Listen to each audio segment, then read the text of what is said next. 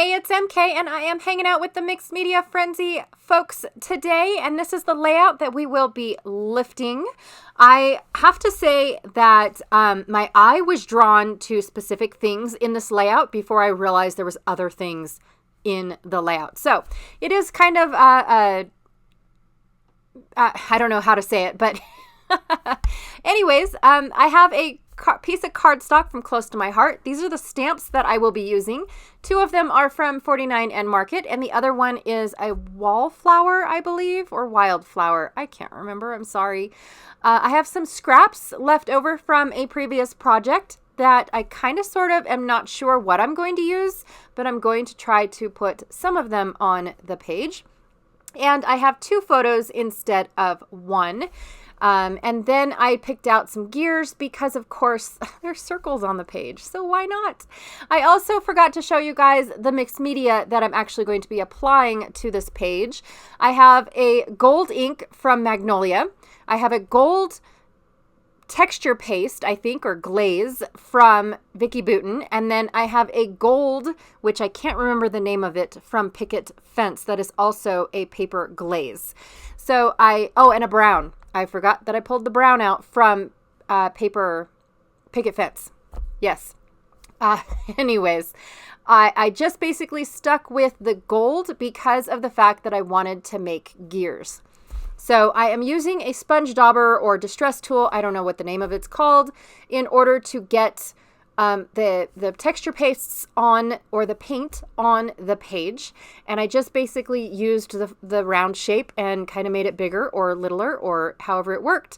And I did not even guesstimate how big these circles are, which they're actually called paint swatches, but I just love them as wonky circles. Like, I love this. This is awesome. It came with a die and all sorts of weird artsy stuff, but you know, they're cool circles. How can you pass that up? So I'm going to go ahead and put down a bunch of these circles. Now I am using a very dry, I have never, ever liked my StazOn ink, you guys. It's just not my favoriteest in the world. And so I am trying to use it because of the fact that I wanted the ink to go over the texture paste, and I had absolutely no clue how it was going to react or respond if I was to have used regular ink. And I know that StazOn is made for stuff like this, but it's just awful. For one, it smells. For two, it's all over my ink pads, so I will be cleaning those later. But first, I am trying to create those vertical lines that go through. They look like stitching going through the circles on this one layout. And then, of course, the title was just this cluster. It says the Big Board Family and a bunch, I think it's the journaling underneath. And so I basically took this 49 and Market Wander stamp and stamped it underneath, because this actually is the second time I have photos similar to, but not exact. And my journaling's on another page. So I wanted this as kind of like an intro page, and then my journaling's on a pocket page. So I took this, I don't know, aqua teal, I don't know the difference, paper that I've previously, it looks like a blueprint. And I decided to matte my photos instead of, I don't know how they did theirs, but it looks like they also have ribbon on the side, on the left side. And I put my photos a little too close to all my mixed media. So I decided to take this, it's actually a Vicki Boutin page that I totally mixed media'd the crap out of it. Like, the whole thing is mixed media'd, and it was gorgeous and beautiful, and I loved it, and I don't want to throw any of it away. I want to use every little bit of it. So I went ahead and I ripped it in half, and now I'm just cutting away all that white space because I was too lazy to go get an ink dauber to ink it brown.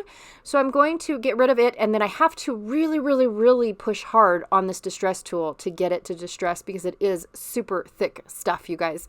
Like, there's no bend to it whatsoever. And so what I'm trying to do now is make room for me to put it on the left side. And by the time I got done doing all that, there's just no way it would not have fit. So I'm going to put my faux ribbon um, on the right side, and I really do like it, but I am still trying to get it to go on the left side. So I cut up another piece, put it on there, and I thought, nope, it covers up too much of the design. I don't like it.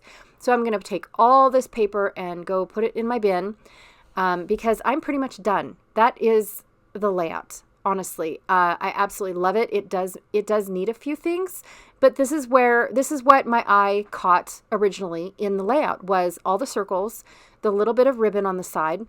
And so that is what I am doing. I have these button gears, so they're just plasticky little gears, along with a wooden gear that is left over from one of the gears in my shop. I have a set of 7, I think is what it is. I have 2 of the wooden gears, but I've previously painted them for another project in gold. And so that's kind of why they don't look like wood. Kind of cool, huh? Anyways, this is where I was looking at the sketch and realized they're stenciling, and I didn't do a nick of stenciling. So I'm going to go through my stencil book real quick, pull out this really cool circular stencil that I have, and then I'm going to pull out a tool that I despise, but I think it will help a little bit, and it's a dauber. Well, I don't have a whole lot of these daubers, nor will I go and get a whole bunch, especially one for every color. And again, I'm too lazy to go and wash this dauber off, because then I have to wait for it to dry, and I don't like that, especially when I'm in the mood to finish a layout. So I found one that was brand new, but it had not been used. It yellowed, and now it's all like dry, like when a sponge gets all dry, it crumbles. So yeah, it just was not a pleasant technique. Not anything that I want to call good. So I am going to do the stenciling on the right side of the photo, like the sketch has, and the stenciling up on the top. But then I'm going to add some more stenciling to fill in a gap that I felt like was there, that kind of sort of needed to be filled. And so I went ahead and I stenciled in a third spot. And I do like it. And I used my dauber just because I wanted that tone on tone, kind of barely there, like a watermark stencil, which is kind of how the stencil in this layout is portrayed, is it's like a watermark. And I'm not really sure exactly, how that happened or anything, how they did it. But I thought it was kind of cool, especially when I barely even noticed it.